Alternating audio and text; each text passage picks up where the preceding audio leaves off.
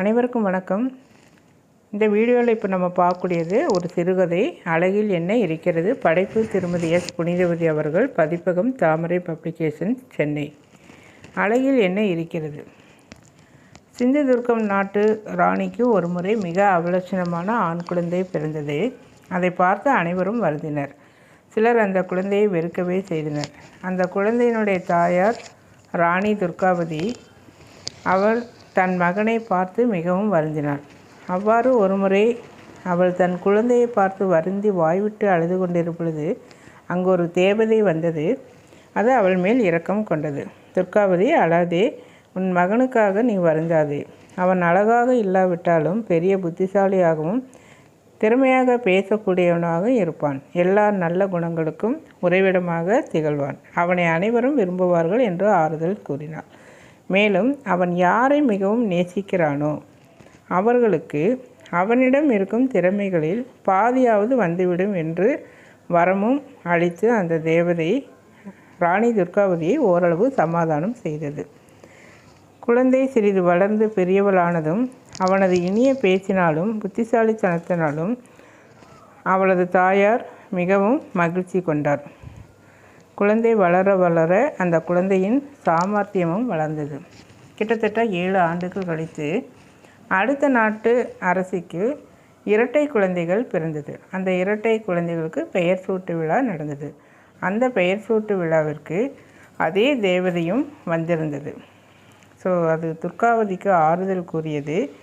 பேரழகு வாய்ந்ததாகவும் ஒரு குழந்தை, மற்றொரு குழந்தை மிகுந்த அவலட்சணமாகவும் உள்ளதே என்று அந்த தாய் அழுது கொண்டிருந்தாள். தேவதை அந்த ராணியின் மீது பரிதாபம் கொண்டது. கவலைப்படாதே அரசி, உன்னுடைய அசிங்கமான குழந்தை மிக அதிகமான அதிசயத்தக்க தகுந்த புத்திசாலியாக இருப்பாள். ஆகையால் அவளது அவலட்சணத்தை கருத்தில் கொள்ளாது எல்லோரும் விரும்புவார்கள்.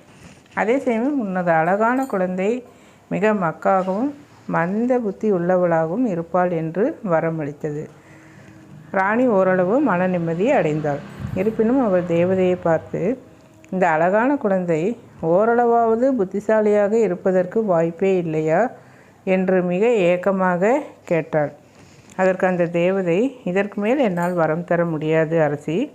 ஆனால் இவள் யாரால் மிக மகிழ்ச்சி அடைகிறார்களோ அவர்களை இந்த அழகில் பாதி அழகாக மாற்றுகிறோம். அந்த வரத்தை நான் இவளுக்கு அளிக்கிறேன் என்று கூறி மறைந்தது. குழந்தைகள் இருவரும் வளர்ந்தனர். அவர்கள் வளர வளர பெரியவரின் அழகையும் சிறியவளின் புத்திசாலித்தனத்தையும் தவிர வேறு எதுவும் பேச முடியாத அளவுக்கு ஆகிப்போனது.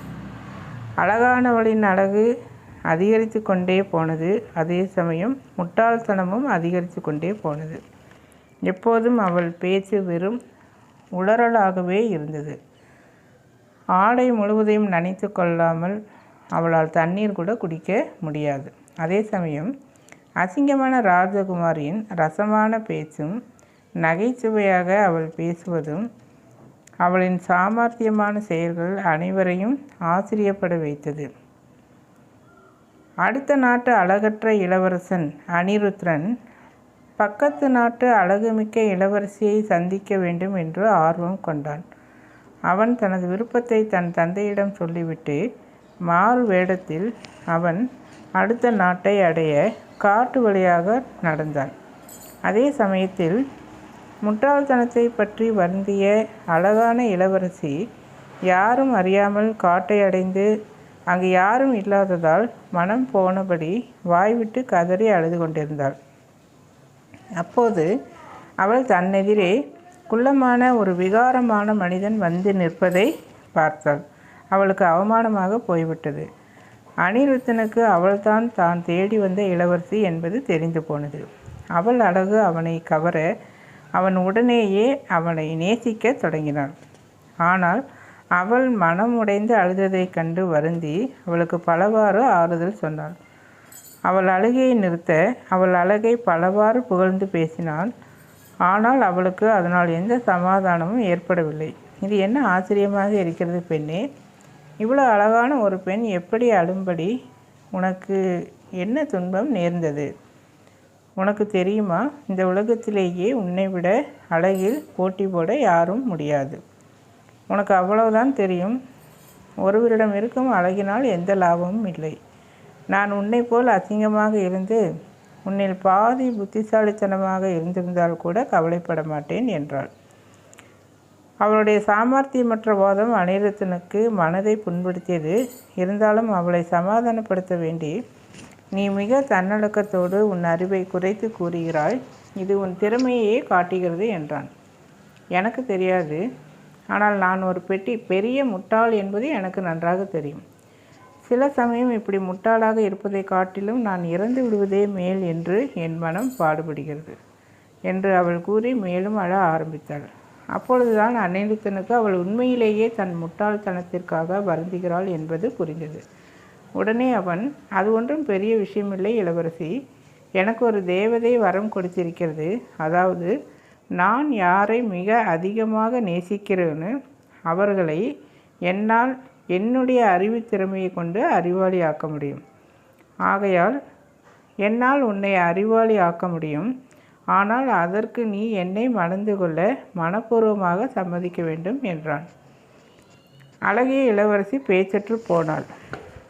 என்ன, நான் இந்த அவலட்சணம் பிடித்தவனையா திருமணம் செய்து கொள்ள வேண்டும்? அவள் பேசாமல் அவனை பார்த்து கொண்டு நின்றாள்.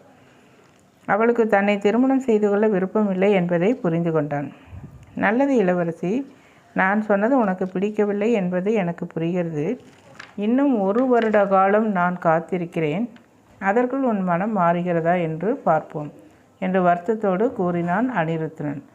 ஆனால் தன் வழியில் தானாகவே தான் புத்திசாலியாக வந்த வாய்ப்பை தவறவிட அவளுக்கு விருப்பமில்லை. 1 வருட காலத்தில் எது வேண்டுமானாலும் நடக்கலாம். திருமணம் நடக்காமலே கூட போகலாம். அல்லது அனிருத்தனே தன்னை வெறுத்துவிடலாம் என்று எண்ணிலானோ என்னவோ. அழகிய இளவரசி அடுத்த ஆண்டு அதே நாளில் அவனை மணந்து கொள்ள சம்மதம் தெரிவித்தாள். தான் புத்திசாலி ஆவதற்காக எந்த செயலையும் அனிருத்தனை மறந்து கொள்வதை தவிர செய்ய அவள் தயாராக இருந்தாள். அடுத்த வினாடி தனக்கு ஒரு பெரிய மாற்றம் நடப்பதை அவளால் உணர முடிந்தது. எதையும் சாமர்த்தியமாக சொல்லவும் செய்யவும் இப்போது தன்னால் முடியும் என்ற நம்பிக்கை அவளுக்கு வந்தது. அவள் தொடர்ந்து அனிருத்தனிடம் திறமையாகவும் நகைச்சுவையாகவும் பேச ஆரம்பித்தாள். இப்போது அனிருத்தனன் தன்னிடம் எந்த சாமர்த்தியம் மிச்சம் வைத்து கொள்ளாமல் தான் தனது அனைத்து திறமையும் அவளுக்கு கொடுத்து விட்டோமோ என்று ஐயுற்றான். அவள் அரண்மனைக்கு ஒரு புதிய பெண்ணாக திரும்பினாள். அவளது சாமர்த்தியமான பேச்சை கேட்டு அனைவரும் வியப்படைந்தனர். அவளது சாமர்த்தியத்தால் கவலைப்பட்ட அரசனே அவளிடம் சில அரசியல் விஷயங்களை பற்றி ஆலோசனை கேட்டான். நாடே அவளை கொண்டாடியது. இப்போது அசிங்கமான இளவரசியை பற்றி யாரும் பேசுவதே இல்லை. இப்போது அவளை மணக்க பல இளவரசர்கள் போட்டி போட்டுக்கொண்டு அரண்மனைக்கு படையெடுத்தனர். ஆனால் அவர்களில் யாரையும் அழகான இளவரசிக்கு பிடிக்கவே இல்லை. ஆகையால் அவர்களை மணக்க மறுத்தாள். ஒவ்வொருவரின் திறமையிலும் ஏதாவது ஒரு குறை கண்டு அவர்களை ஒதுக்கினாள். அவளுக்கு அனிருத்தனை மணந்து கொள்ள தான் கொடுத்திருந்த வாக்குறுதி நினைவுக்கு வரவே இல்லை. ஒருமுறை தனக்கு வரும் திருமண வாய்ப்புகளை எண்ணி சலித்து கொண்டவளாக அவள் அரண்மனையிலிருந்து கால்போன போக்கில் நடக்கத் தொடங்கினாள். அந்த நடைப்பயணம் அவளை முன்பு அனிருத்தனை அவள் சந்தித்த அதே காட்டில் கொண்டு வந்து விட்டது. அப்போது அவளுக்கு தன் காலுக்கு கீழ் தரைக்குள் சிலர் ஓடுவது போலவும் பேசுவது போலவும் தோன்றியது. ஏதோ சமையல்காரர்கள் பேசிக்கொள்வது போல் தோன்றி அவளை திகைக்க வைத்தது. அவள் பார்த்து கொண்டிருக்கும் பொழுதே தரை சிறிது சிறிதாக பிளந்து உள்ளே ஒரு பெரிய சமையலறையும் அங்கே பலர் கூடி ஒரு பெரிய விருந்து சமைப்பதும் தெரிந்தது. அவர்கள் சந்தோஷமாக ஆடிக்கொண்டிருந்தார்கள். என்ன நடக்கிறது இங்கே? நீங்கள் எதற்காக சமைக்கிறீர்கள் என்றாள். அழகான இளவரசி, நாளை நடக்கவிருக்கும் எங்கள் இளவரசர் அனிருத்தனின் திருமணத்திற்காக தான் இந்த பெரிய விருந்தை தயாரித்து கொண்டிருக்கிறோம் என்று சொன்னார்கள். அவர்கள் பேசியதை கேட்டதும் அதே இடத்தில் அவள் அனிருத்தனுக்கு செய்து கொடுத்த சபதம் நினைவு வந்தது. அவள் அதிர்ந்து போனாள். அப்போது அனிருத்தனே தன் அசிங்கமான உருவத்தோடு மணமகனைப் போல் அலங்கரித்து கொண்டு அங்கு வந்தான். அவன் அவளை பார்த்ததும் மிகவும் மகிழ்ச்சி அடைந்தான். எனது அருமை இளவரசியே, ஓராண்டுக்கு முன் என்னிடம் என்னை கல்யாணம் செய்வதாக வாக்கு கொடுத்து சென்ற இளவரசி நீதானே. சொன்ன சொல் தவறாது. நீ இங்கு வந்திருப்பதை காண எனக்கு மிகவும் மகிழ்ச்சியாக இருக்கிறது. உன்னைப்போல் ஒருத்தியை மணமகளாக அடைய நான் மிகவும் அதிர்ஷ்டம் செய்தவனே என்று வரவேற்றாள். ஆனால் இளவரசிக்கு வெறுப்பாக இருந்தது. அதை கேட்ட அனிருத்தரன், அது எப்படி? நீ என்னை திருமணம் செய்து கொள்வதாக வாக்களித்துள்ளாய். ஆனால் இப்பொழுது அந்த வாக்கை தவற விடுகிறாயே என்றான். அதற்கு அவள் கொஞ்சமும் அஞ்சாமல், நீ சொல்வது சரிதான். ஆனால் ஒரு புத்திசாலி இளவரசன் எந்த காரியத்திற்கும் உரிய காரணத்தை அறிந்து கொள்ளாமல் ஒரு முடிவுக்கு வரக்கூடாது. நான் மிக முட்டாளாக இருந்தபோது உன்னை மணந்து கொள்கிறேன் என்று வாக்கு கொடுத்தது உண்மைதான். ஆனால் நான் இப்பொழுது ஒரு புத்திசாலி, அதோடு பேரழகியும் கூட. முன் யோசனை குறைவால் நான் சொன்ன வார்த்தைகள் இப்பொழுது என்னை கட்டுப்படுத்தாது என்பதை புரிந்து கொள் என்றாள். நான் உன்னை கட்டாயப்படுத்தாமல் இருப்பது மிக தவறு என்று நினைக்கிறேன். என் விகார உருவத்தை தவிர என்னிடம் வேறு என்ன குறைபாடு தெரிகிறது? இளவரசி உடனே அதை மறைத்தாள். அப்படி எதுவும் இல்லை. உன்னை எனக்கு எல்லா விதத்திலும் பிடிக்கிறது. ஆனால் ஒரு உருவம் மட்டும்தான் எனக்கு பிடிக்காது என்று வருத்தத்தோடு கூறினாள். அனிருத்தரன் மகிழ்ந்து போனாள். அப்படியானால் இளவரசி, நான் வருத்தமடைய ஏதுமில்லை. உன்னை திருமணம் செய்து கொள்ள தடையும் இல்லை.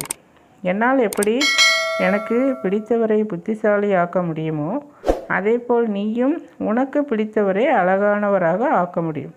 அப்படிப்பட்ட அறிவும் வரமும் உனக்கு உள்ளது. என்னை நீ உண்மையாக நேசித்தாயானால் நீ அவலத்தனமான உருவத்தை மாற்றி அழகான ஒருவனாக மாற்ற முடியும் என்றான். புத்திசாலியாக மாறிப்போயிருந்த அழகிய இளவரசி இப்பொழுது யோசித்தாள். உண்மையான அன்பின் முன்பு அழகு ஒரு பெரும் விஷயமே இல்லை என்பது அவளுக்கு புரிந்தது. அதைத்தான் அனிருத்தனும் சொல்லி இருக்கிறான் என்பதை அவள் புரிந்து கொண்டாள். அவனுடைய புத்திசாலித்தனம், பொறுமை, சகிப்புத்தன்மை, சமயோத சிந்தனை எல்லாம் அவனுக்கு அவன்பால் அன்பை அதிகப்படுத்தியது. அவனது முதுகு கூன் கூட சிறிது அதிகப்படியான வளைவாகவே பட்டது. மாறுகண்ணாக காணப்பட்ட பார்வை கூட அவளுக்கு அவன் தன்னை எல்லா இடத்திலும் தேடுவதாகவே பார்ப்பதாக தோன்றியது. அவனுடைய பெரிய மூக்கும் கூட அவன் புத்தி கூர்மையின் அடையாளமாகவே இப்போது அவளுக்கு தோன்றியது. அவள் மனதில் அவன் தனக்காக புத்தி கூர்மையை வழங்கிவிட்டு பொறுமையாக ஓராண்டு காலம் நேசத்தோடு காத்திருந்த அந்த செயல் மிக உயர்ந்த செயலாக பட்டது. அவள் அவனை அங்கேயே அப்போதே திருமணம் செய்து கொள்ள ஒப்புக்கொண்டாள். திருமணமும் செய்து கொண்டாள். அவன் கண்களுக்கு அவள் அழகு விருந்தாக இருந்தது. அவள் அறிவுக்கு அவன் புத்திசாலித்தனம் சிறந்ததாக தோன்றியது. இருவரும் இப்பொழுது மன நிறைவுற்றவர்களாக இனிய இல்லறம் நடத்தினர். நன்றி.